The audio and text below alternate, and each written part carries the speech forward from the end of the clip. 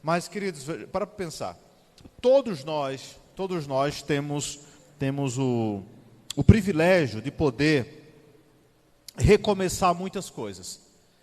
Quase tudo em nossa vida tem como a gente recomeçar. Você vai, dá errado, você recomeça. Você vai costurando uma roupa, dá errado, você desmancha, faz de novo. Deu errado, diminui, faz para, nem que seja um PP, mas dá para fazer. Ou seja, projeto você começa, dá errado, não sai como você planejou, então você fala assim, eu vou recomeçar. A gente não pode ter vergonha de recomeçar. Infelizmente as pessoas elas têm um trauma assim, mas o que é que vão pensar de mim? Aí você fica abraçado com um pé de espinho, dizendo assim, mas o que é que vão pensar de mim? O tempo inteiro a gente vive procurando a aprovação social, a bendita aprovação social. A gente esquece que antes de querer agradar as pessoas, que é algo que você não vai conseguir, você deve saber o seguinte, o que é que Deus pensa a respeito disso?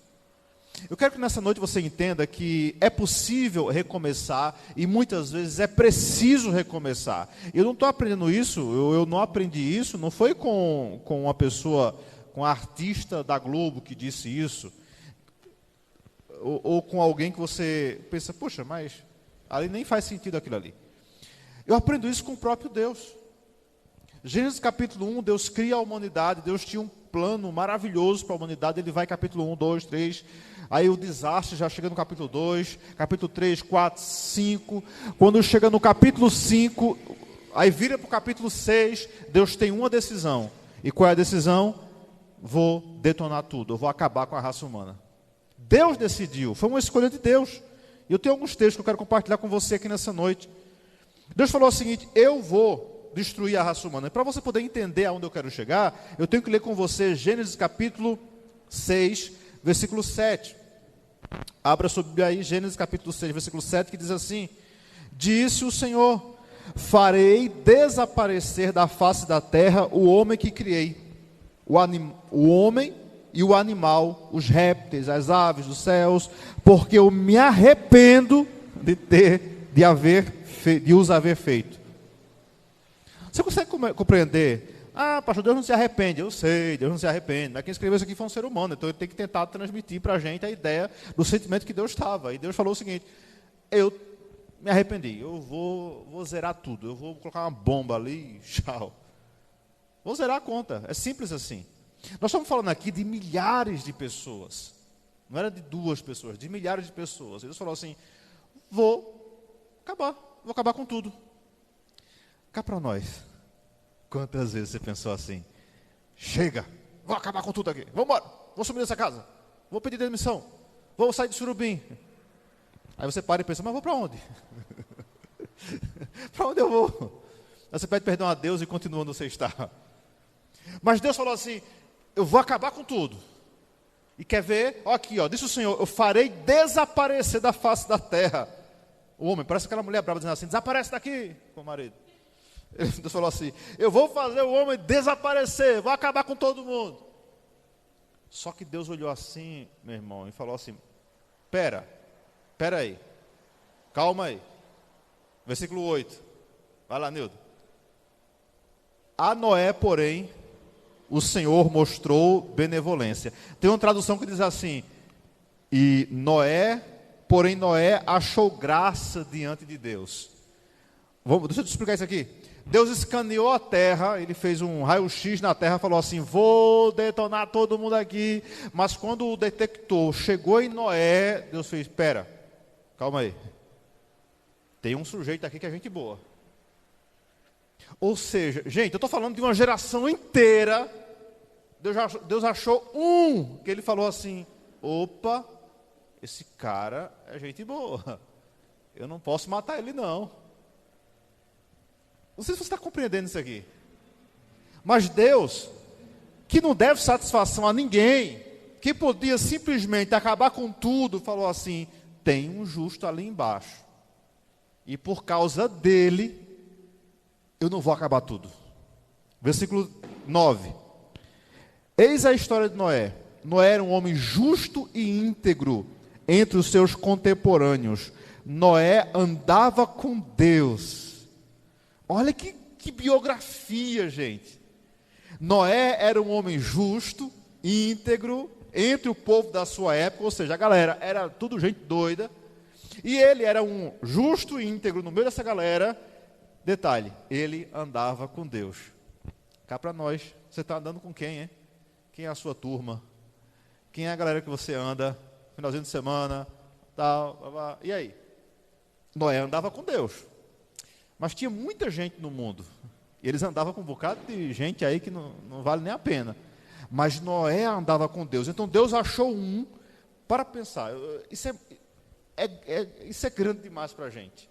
Como é que de uma geração inteira Deus fala assim, tem um aqui, tem um. Então deixa eu mudar meus planos, Edjaneide. Eu não vou destruir tudo, porque tem um. E Deus ama um. Querido, Deus ama tanto você, que se nessa geração só tivesse você, eu diria o seguinte: calma aí, vou enviar meu filho, porque tem um justo ali na terra, tem um que me ama de verdade ali na terra. Eu não vou levar adiante o meu plano de destruição, porque tem um.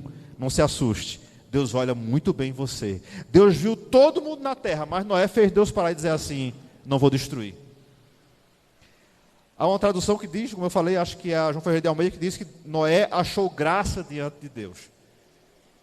Por causa de Noé, Deus não destruiu tudo. Tem uma expressão na Bíblia que é muito usada, que diz assim, essa expressão fala assim, ó, por amor a, por exemplo, Davi, o rei Davi. Quando Deus dá uma sentença a Ezequiel e fala assim, eu vou entregar vocês tudo na mão dos inimigos, aí ele fala assim, por amor a Davi, teu pai, eu vou poupar você, mas seus filhos vão pagar a conta. Por amor a Davi, não farei isso. Por amor a teu pai, não vou fazer isso. Por amor a fulano, não farei isso. Veja, muitas vezes Deus tem uma sentença contra alguém e ele diz assim, mas por amor a tal pessoa, porque eu amo tal pessoa, e ela vai sofrer por causa disso, eu vou poupar você. Isso te faz lembrar alguma coisa? Eu tenho certeza, convicção, que tem muita gente, inclusive aqui nessa noite, que só não já está debaixo de 7 palmos de terra, porque Deus falou assim, por amor à mãe dele que está orando, eu vou poupar a vida dele por enquanto. Por amor àquela pessoa que eu sei que vai sofrer muito e está intercedendo pela vida dele, eu vou segurar aqui, eu vou poupar. Se acostume, Deus é assim. É por isso que você não abuse da graça de Deus. Saiba que no dia que a justiça de Deus vier, ela não tem como impedir. Agora, uma oração, joelhos dobrados, Deus faz milagres incríveis. Você crê nisso, gente? Por causa de Noé, por amor a Noé, Deus não detonou tudo. Ele fez, espera aí, tem um aí que me ama, então eu vou dar um jeito aqui. Já sei, vou criar uma pastinha aqui, vou colocar aqui os arquivos que eu quero usar e vou deletar o resto. Foi assim que Deus fez. Noé faz uma arca, manda Noé e os filhos para dentro da arca, uma bicharada grande lá para dentro, vai? Mandou um bicho para lá, um monte de bicho para dentro da arca, fechou, mandou chuva, matou todo mundo lá fora, depois Noé sai da arca, e é aqui que eu quero chegar. Até aí você entendeu? Agora vamos comigo para capítulo 9 de Gênesis, o versículo 18. Agora chega, eu preciso te explicar isso aqui, para você poder entender o amor de Deus por Noé, mas eu quero te ensinar agora que homens de Deus, por melhor que seja, mais perfeito que seja, pode ser um super cristão, ele pode também fazer umas bobagens que só a graça de Deus.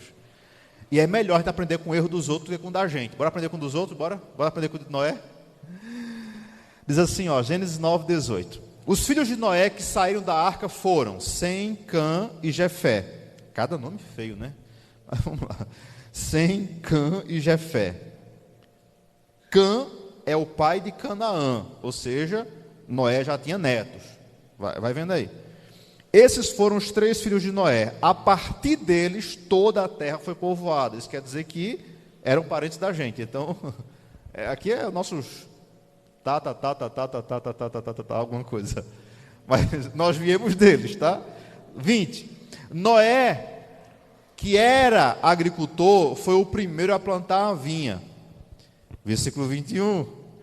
Bebeu do vinho, embriagou-se e ficou nu dentro da tenda. Vai vendo, versículo 22. Cã, pai de Canaã, viu a nudez do pai e foi contar aos 2 irmãos que estavam do lado de fora. Mas Sem e Jafé pegaram a capa, levaram-na sobre os ombros e, andando de costas para não verem a nudez do pai, cobriram-no. Quando Noé acordou do efeito do vinho e descobriu o que o filho caçula fez, disse, olha o 25, maldito seja Canaã, escravo de escravos será para seus irmãos. Disse ainda, bendito o Senhor, o Deus de Sem, e seja Canaã seu escravo. Amplie Deus o território de Jafé, e habite ele nas tendas de Sem, e será Canaã o seu escravo. Diga misericórdia. Bom, deixa eu te explicar uma coisa aqui. Depois de meses trancado dentro de uma arca, lembre-se sempre o seguinte, gente, principalmente o livro de Gênesis, não vá cair na bobagem de achar que as coisas foram acontecendo aqui de forma muito simples, há uma distância de um mês para o outro. Não, tem coisas aqui que passaram anos para se cumprir de um para o outro, tá certo? Então, vai vendo assim. Quando Noé desce da arca, ele tem uma missão agora de povoar a terra. Desce Noé, sua esposa, os filhos, já tem neto e nora. E a missão deles, povoar a terra. Essa era a missão. Noé, que era agricultor, ele fez o óbvio, ele plantou. E ele resolveu plantar uvas. E da uva ele fez um tal de um suco de uva. E ele, agora, perdoa Noé, tá, gente? Porque até então não aparece na Bíblia nenhum caso de embriaguez. Ou seja, aparentemente ele não sabia o que estava fazendo. Ele achou a uva legalzinha, acho que espremeu a uva e falou assim, vou já apertar aqui. Que coisa boa, é docinho, é gostoso. E ele começou a tomar um copo e fez, é bom, isso é bom demais. Tomou o segundo, eita, negócio bom. De repente, Noé foi ficando animado, foi ficando alegre, começou a ver aqueles vídeos do TikTok, começou a dançar dentro da tenda. Daqui a pouco estava Noé sem roupa, deu a louca no velho, o velho ficou pelado dentro de casa. E o desmantelo estava feito. Porque o álcool, antes de matar, envergonha, tu sabe disso, né?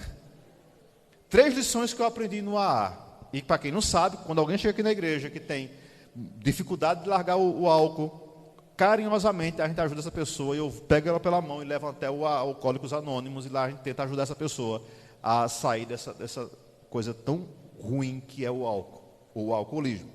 Então, 3 lições que eu aprendi no primeiro dia que eu pisei no AA. Primeira lição, o alcoolismo é uma doença incurável, ela não tem cura. E quem bebe uma vez por mês é alcoólico também. Ela não tem cura, mas ela é controlável. Quem falou isso é a OMS, a Organização Mundial da Saúde. Então, o alcoolismo, lembre-se disso, é uma doença e é incurável, agora pode ser tratada. Segunda lição que eu aprendi é que o alcoolismo é uma doença, mas é a única doença que, antes de matar, desmoraliza a pessoa. Porque a pessoa perde emprego, perde família, perde amigos, perde dinheiro, perde tudo. Até a vergonha perde. Porque o álcool humilha a pessoa, gente. Alguns aqui devem estar... Olha como o Espírito Santo é maravilhoso. Ele está te lembrando de algumas vergonhas que você passou já por causa do álcool. É ou não é? Eita, olha como Deus fala. Deus é poderoso, não? Você está lembrando aí os vexames que você passou, as bobagens que você diz. É ou não é? Olha quanta vergonha e humilhação você passou. Para a glória de Deus, ninguém filmou o que você fez. Já imaginou você estivesse hoje aí nas redes sociais por aí? Então o álcool, antes de matar, ele envergonha você, ele acaba com você. Terceira realidade que eu aprendi lá é que ele afasta as pessoas. O álcool tem um poder de destruir você e afastar as pessoas, até as pessoas que te amam. Elas vão dizer, peraí, não dá para viver nessa realidade. Agora, olha o que aconteceu com Noé. O grande homem de Deus resolveu beber algo que ele não conhecia. E entenda, isso aqui foi involuntário. Ele era agricultor, ele cuidou da terra, de repente... Ele cria ali a vinha e ele começa a tomar aquilo ali. Eu não sei, quem já teve experiência com álcool aqui, tem coisas que você foi por curiosidade e tem coisas que você foi porque você nem sabia o que estava fazendo. Noé não sabia o que estava fazendo. A primeira vez que eu tomei cachaça mesmo, assim, eu tinha menos de 10 anos de idade. Vocês sabiam disso? Faz parte do meu testemunho. Eu tinha menos de 10 anos, eu devia ter uns 6 ou 7 anos lá. Mas olha o que aconteceu. Foi por acidente, eu não sabia. A gente morava na roça e eu fui na casa do vizinho, que era meu tio. Chegando lá, eu corri direto para o filtro. Sabe o que é um filtro? Sabe o que é um filtro, né? E ele era um coroa daqueles que tinha um negócio, ele tinha uma doença lá, que ele tinha que tomar uma para almoçar. Uma para almoçar, uma para dormir, uma para tomar banho, uma para não sei para onde. E eu cheguei lá perto da hora do almoço, e eu corri para o filtro, e eu encontro lá do filtro um copo com um negócio transparente dentro. Aí eu pensei, é água, só pode ser água. Não, gente, foi segundos. Eu digo, glória a Deus, já tem água no copo para mim, que maravilha. Rapaz, eu peguei aquele troço, botei na boca e emborquei. E 30 anos se passaram. E eu ainda lembro daquele troço queimando a garganta. Que coisa ruim aquilo ali. Em um segundo estava vendo a terra girar. Eu estava vendo o mundo girando perto de mim. Cheguei em casa caindo por cima das cadeiras. E foi aquele desmantelo lá. Primeiro embriaguez a gente nunca esquece, né? Eu devia ter uns 7 anos nesse tempo. Foi o suficiente para eu entender que aqui eu não quero aquele negócio para a minha vida. Mas, ou seja, foi involuntário. Eu não falei assim, não, eu vou sentar aqui agora, me dê esse negócio para beber aqui. Não, eu não sabia o que era aquilo ali, mas eu tomei e me dei mal. Noé também não sabia o que era, e ele tomou aquilo ali e se deu mal. De repente, o patriarca está numa situação vexatória, vergonhosa. Mas olha, a Bíblia fala que um abismo chama outro abismo. E não há nada ruim que não possa piorar mais um pouquinho. Ele fica embriagado, mas aí não basta. Ele agora tira a roupa. Davi, vai para mim aí, versículo 20. Aliás, 21, deixa no 21 aí para mim aí. Bebeu vinho, embriagou-se e ficou nu. Veja, que é uma escada de desgraça. Bebeu vinho, embriagou-se e ficou nu. Veja que é sempre daqui para pior. O álcool sempre vai te levar para situações vexatórias, complicadas e difíceis. Bebeu o vinho, não bastasse isso, ele ficou embriagado. Não bastasse, ficou nu dentro de casa. Mas não para por aí, vai piorar a situação.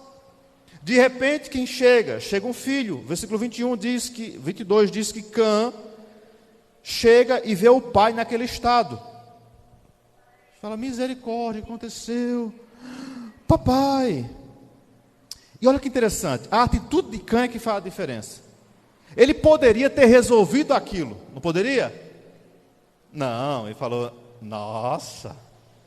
Não, meus irmãos têm que ver isso. Ele foi lá fora no terreno e falou assim, ei, venham cá, venham ver o que está acontecendo aqui dentro. Gente do céu. Agora lá vem os 2 meninos, os 2 filhos, os outros 2 filhos de Noé, só que eles vêm diferente. Eles vêm de uma forma diferente. O que eles fazem? O versículo 23 diz que Sem e Jafé pegaram uma capa, vieram de costas, o pai estava lá dentro da tenda, então eles entram de costas para não olhar o pai, ou seja, eles não queriam ver o pai naquele estado, e cobrem o pai. Olha que diferença de atitude. Os 3 eram filhos de Noé. Um tomou uma atitude horrível. 2 foram sábios o suficiente para não entrar na onda do primeiro. Ou seja, você vai na onda se você quiser. Era 3, gente. Aqui, se fosse uma eleição, olha como seria. 2 tiveram uma atitude inteligente, um foi tolo. Parece que toda família sempre tem um meio tonto, né, e um mais sábio. Pois é. O resultado disso aqui é o seguinte: no outro dia, na hora da ressaca, versículo 24, porque não tem outro dia, né? Noé agora está ressacado, e ele acorda mal-humorado e fala assim: senta aqui todo mundo, bora conversar. Ui. Quando ele acordou do efeito do vinho, cheio de ressaca, ele reúne os 3 filhos. Aliás, não reúne os 3 filhos, ele bota uma pessoa na história que não tem nada a ver com a situação. Ele lança uma maldição sobre, versículo 25, vai lá, Davi. Disse: maldito seja Canaã, escravo de escravo será para seus irmãos. Aí você é inteligente, você fala assim, mas peraí. Mas o que Canaã tem a ver com isso? Quem aumentou o vexame do pai foi Cã, não foi Canaã. Canaã era filho dele. Mas por que Noé amaldiçoou o neto e não o filho? Já para pensar nisso aqui? Por que Noé amaldiçoou o neto e não o filho? Eu te explico de hoje a 8, tá? Não, dá tempo aí, eu te explico hoje. Mas deixa eu voltar só uma coisa aqui. Olha o cenário. Tudo começou quando o homem resolveu entrar no vinho. Tem um pastor amigo meu que dizia o seguinte: desgraça só quer começo. Você vai começando e vai piorando, vai piorando, piorando. Era só uma conversinha. Era só uma curtida na foto. Era só um bate-papo. Daqui a pouco o desmantelho dele está feito. Olha que interessante. Noé está naquele estado ridículo. E o que é que o filho faz? O filho expõe a vergonha do pai. Versículo 21, volta lá, Davi, 22, perdão, deixa aí, eu quero focar nisso aqui agora. O que é que você faz quando você vê alguém numa situação vexatória? Muitas vezes a primeira atitude é chamar os outros para ver, ou mandar agora, né? Hoje em dia, né? WhatsApp, né? Vê isso aí, fulano, assiste isso.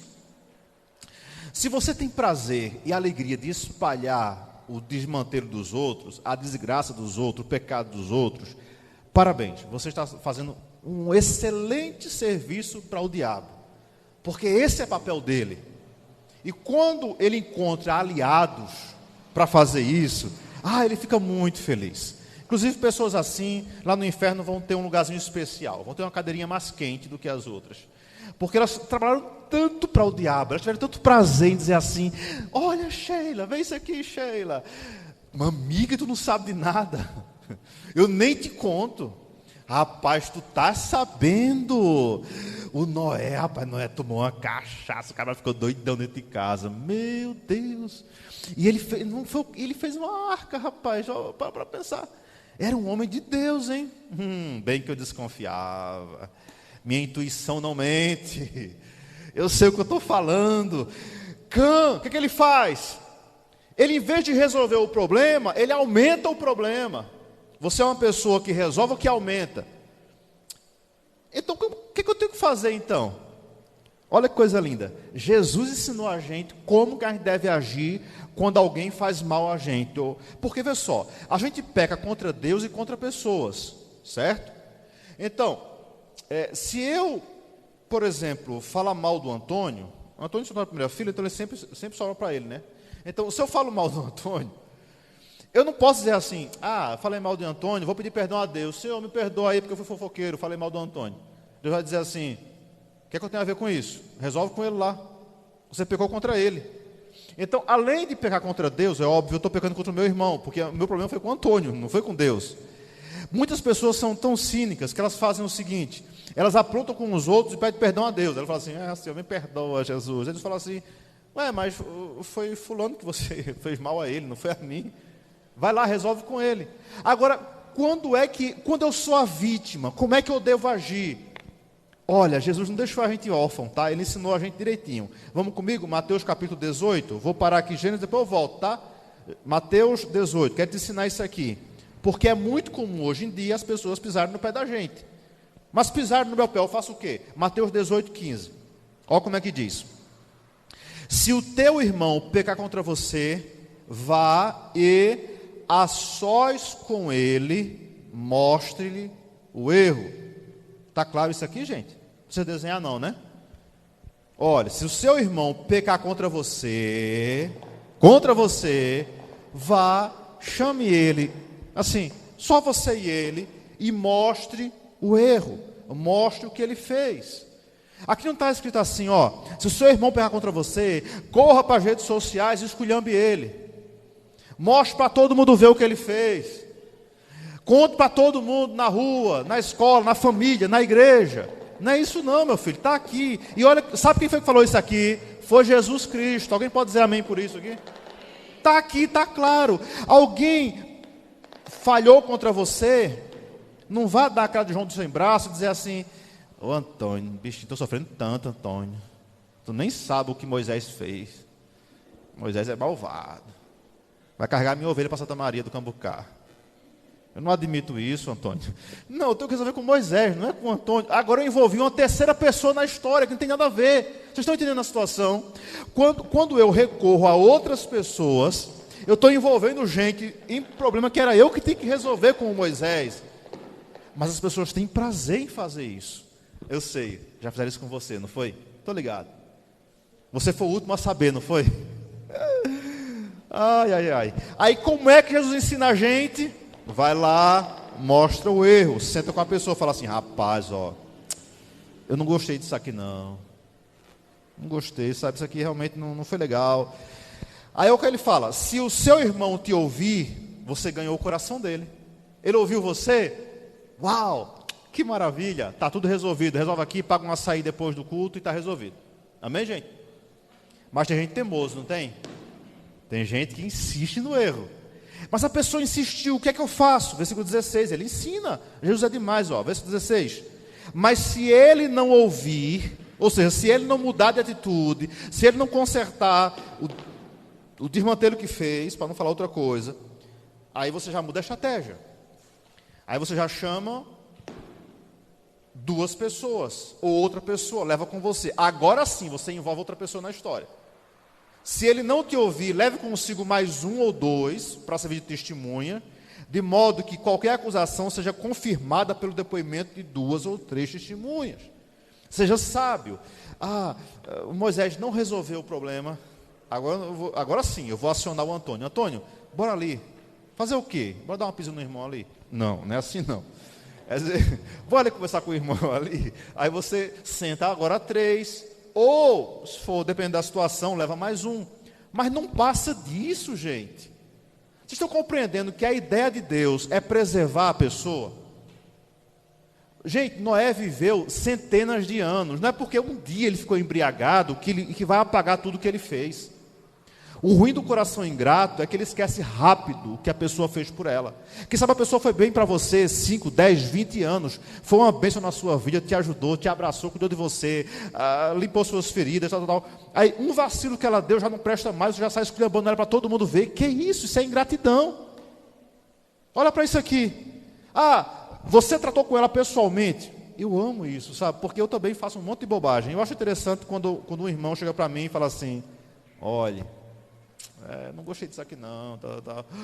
Cara, eu nem tinha percebido isso. Que interessante, vou resolver isso aqui. Tem uns 3 aqui que eu acho muito interessante. Esse pessoal eu gosto sempre de ter perto de mim, sabe? Porque é gente que não vai para terceiro, vem para mim e resolve comigo. A gente fala assim: olha, isso aqui, a gente poderia melhorar isso aqui, não poderia? Poderia.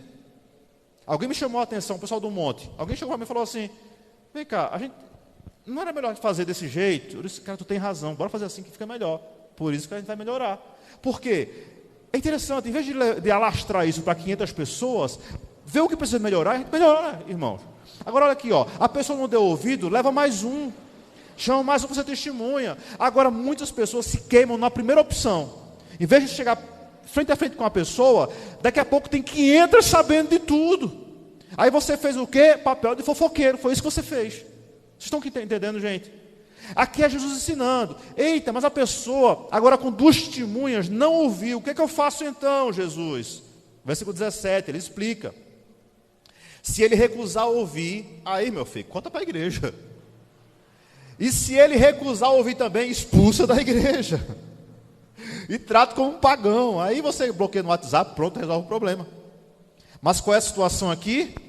Qual é a questão? Primeiro, agora veja, Jesus conta aqui 3 estágios, de como tratar uma pessoa, como tratar o erro de uma pessoa. Mas 99% falha no primeiro, porque antes de lidar diretamente com a pessoa, já tem uns 8 ou 10 envolvidos na situação. E você sabe como é que isso termina, né? Porque sempre aumentam, não é assim? O brasileiro gosta de aumentar as coisas, né? Assim, rapaz, o carro tirou um sino assim, quase bate, não, passou 10 metros de distância. Mas eu tenho que aumentar o testemunho, que é para os irmãos dar glória a Deus. Então eu digo assim: olha, quase que eu morria, irmão. Olha, o carro quase, eu chego a sentir o carro raspando aqui nas minhas costas. Menos. Então, quando você começa a levar situações, além do negócio dar errado aqui, acaba se aumentando muito mais. Então, quem aprendeu isso aqui hoje nessa noite? Primeiro, resolve com a pessoa. Não resolveu? Chama mais 1. Não resolveu? Aí você fica livre para dizer assim: não ando mais com tal pessoa por causa disso aqui. É desse jeito. Agora, gente, vamos para pensar, quantas amizades foram desmanteladas porque a pessoa queimou a primeira largada.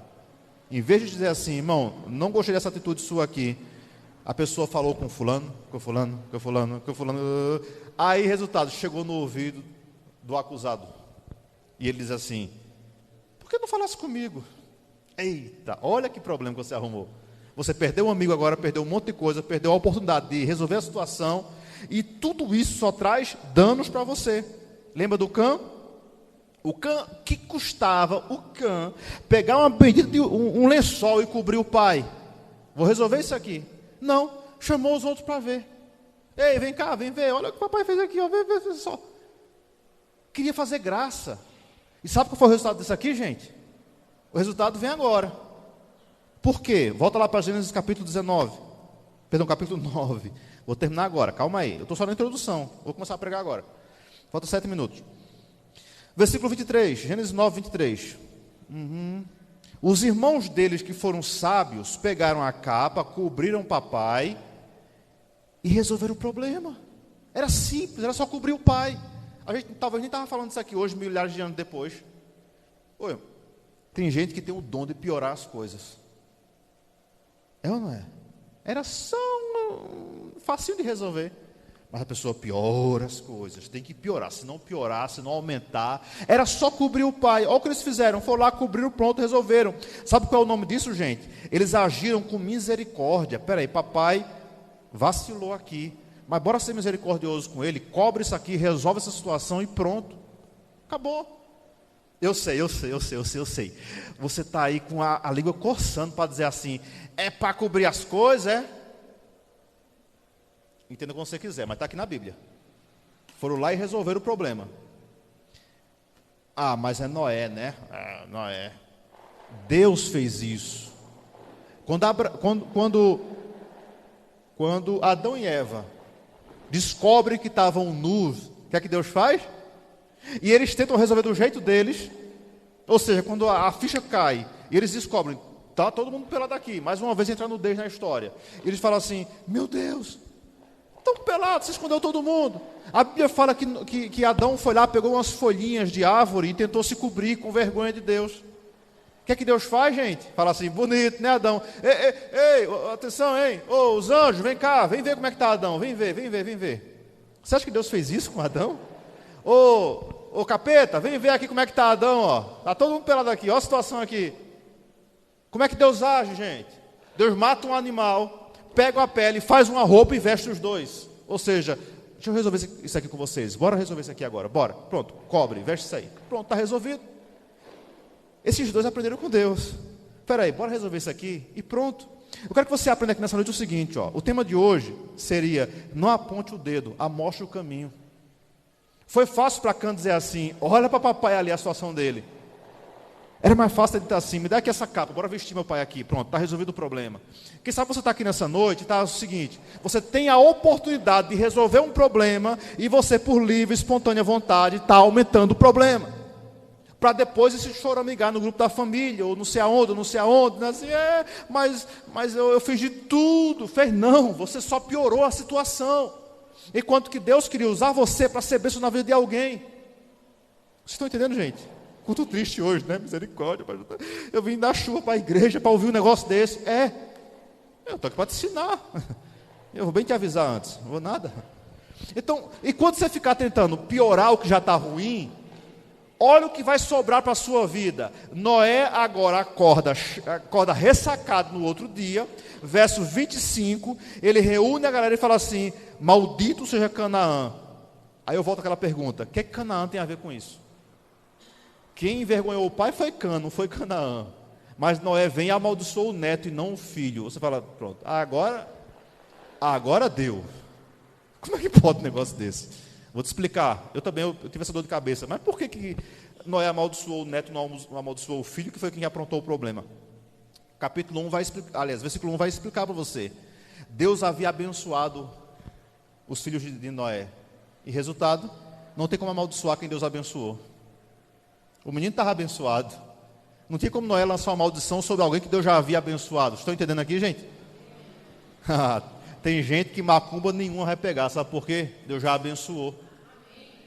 Fofoca, palavra do inferno, boca do nome do sapo, da gia, não sei o que de quê, da cobra. Não vai ter problema. Sabe por quê? Deus já abençoou você. E não tem encantamento, não tem maldição que pegue sobre a sua vida. É simples, assim que funciona. Agora, coitado do Canaã. Versículo 25. Maldito seja Canaã, escravo dos seus irmãos. Dali para frente, a vida de Canaã virou um inferno. Sabe por quê? Ele, os filhos, os netos, os bisnetos, sempre tiveram problemas com os descendentes dos outros irmãos dele. Porque uma palavra de um pai que estava com raiva amaldiçoou o filho, o neto, para sempre. Cuidado com o que você fala na hora da raiva, porque palavras têm poder. Provérbios 18, 21. Põe aí, Davi. Provérbios 18, 21. A língua tem poder sobre a vida e sobre a morte, e os que gostam de usá-la comerão do seu fruto. A língua tem poder sobre a vida e sobre a morte. Ou seja, da sua boca pode trazer morte, trazer vida. Você que escolhe. E com as suas próprias palavras, você acaba trazendo bênção ou maldição para a sua vida e para a vida das pessoas. Cada palavra que você libera é uma sentença. Olha, o Noé falou assim: Canaã está amaldiçoado. Ele só falou isso, gente, só foi uma frase. Desgraçou o menino para sempre. Quem está comigo estudando lá nos Passos de Jesus vai lembrar o seguinte: essa frase foi demais. Lembra que quando Pilatos está com Jesus e fala assim ao pessoal: mas ele é inocente. O povo fala: mas mata ele. Mas ele é inocente, mas mata ele. Você lembra dessa disputa lá? Pilatos fala assim: eu vou dar um jeito aqui, mas tem Barrabás aqui. O bicho é ruim, viu? O cabra é complicado. Bora fazer o seguinte: eu solto quem dos dois? Aí o povo solta Barrabás. Aí ele fala assim: Jesus. O povo: mata Jesus. Pilatos sabia. A mulher mandou avisar ele: não mexe com ele, não mexe com esse homem. Ele falou assim: e agora? O que eu vou fazer agora? Me dá água aqui. Vamos lavar isso aqui. Aí ele fala assim: olha a frase de Pilatos, está lá, Mateus 24, 25, 26. Ele fala assim: a minha mão está inocente do sangue desse homem. O povo podia ficar calado? Olha o que o povo fala. Olha a resposta do povo a Pilatos: que o sangue dele caia sobre nós e sobre os nossos filhos. 2000 anos depois, está o inferno lá até hoje, lá em Israel. Por causa de uma frase: que o sangue dele caia sobre nós, sobre os nossos descendentes, sobre os nossos filhos. 2000 anos se passaram. Israel não tem paz um minuto. É míssil, é bomba, é desastre, é desmantelo o tempo inteiro sobre Israel. Por quê? Resultado de uma palavra. Como é que anda a sua língua, hein? Você está liberando palavras de bênção ou de maldição sobre a sua vida e sobre a vida das pessoas que estão junto de você? Eita, pastor, agora pegou pesado, porque eu estou lembrado que minha mãe jogou umas pragas em mim. Foi lá na infância. Olha, praga de mãe pega, viu? Vocês vigiam, não faça raiva à mãe de vocês não. De pai também. Não. Quantos filhos cresceram amaldiçoados por causa da boca da mãe? Eita, menino burro, esse menino não aprende nada não. Aí o menino está 5 anos na 4ª série e não sabe por quê. A língua da mãe.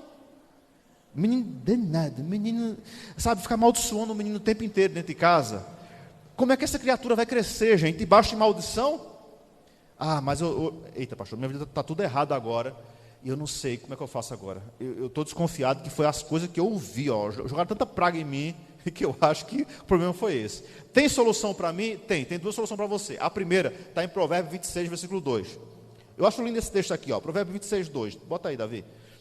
Como o pardal que voa em fuga e a andorinha que esvoa veloz, assim é a maldição sem motivo justo. Não pega. Diga assim: maldição sem motivo não pega. Ou seja, você está inocente, você não é o culpado, fica tranquilo, não pega. Agora, se você tem culpa no cartório, se você fez raiva mesmo à mamãe, se você tem culpa, se prepare, porque a maldição vai vir com tudo. E como é que eu faço agora? Moisés, se prepara aqui, Moisés, por favor, querido. Como é que eu faço para resolver isso aqui agora, pastor? Só tem uma solução para você agora, meu filho. Aquele que está em Cristo, nova criatura é. As coisas velhas passaram e tudo se fez novo. O único jeito para você livrar-se das pragas do passado é você nascendo de novo, amém? Se você nascer de novo, aquele velho homem já morreu, foi cravado na cruz do Calvário, a dívida foi paga e você está livre para a glória do Senhor. Agora eu te pergunto, você tem essa proteção? Você está blindado pelo Senhor, está guardado pelo Senhor? Canaã teve filhos, teve netos, teve bisnetos. Ele deu origem a povos como os cananitas. Esse povo sempre deu dor de cabeça ao povo de Israel, sempre houve conflito, sempre houve guerra. Os cananeus e todos os neus e mais neus que tem pela frente, todos se opuseram ao povo de Deus. Sabe por quê, gente? Porque um dia um avô lançou uma maldição sobre um neto. Eu quero dizer que nessa noite, se alguém lançou uma palavra sobre você, e essa palavra, não houve uma justificativa para isso, está nulo em nome de Jesus. Não tenha medo, já está anulado. Mas se você tinha culpa realmente, você ainda hoje dói o que você ouviu, nasça de novo. Entregue sua vida a Jesus e toda maldição será eliminada da sua vida para a glória de Deus. Assim que o Moisés louvar aqui, nós vamos terminar aqui orando ao Senhor. Eu quero orar justamente por essa causa. Veja, uma palavra de um avô arruinou a vida de um neto e dos seus descendentes. A palavra de um povo amaldiçoou uma geração inteira da nação de Israel. Quantas palavras saíram da sua boca e você mesmo se auto-amaldiçoou? Eu não presto para nada. Olha as frases que eu costumo ouvir das pessoas: tudo para mim dá errado. Aí o diabo fala assim: olha, é ela que está dizendo, hein? Não tem nada a ver com isso não, hein? Só estou cumprindo o meu trabalho, só estou ajudando. Aquela pessoa que diz assim: tudo para mim dá errado, nada para mim dá certo, né?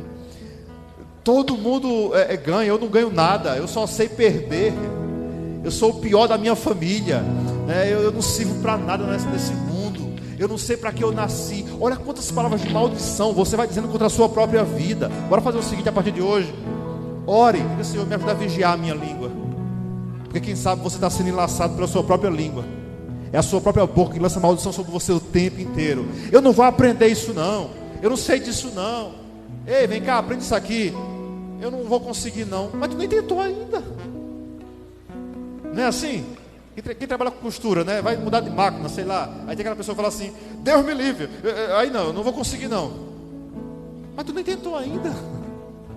As pessoas fracassam só no falar. Mas essa noite é noite de libertação.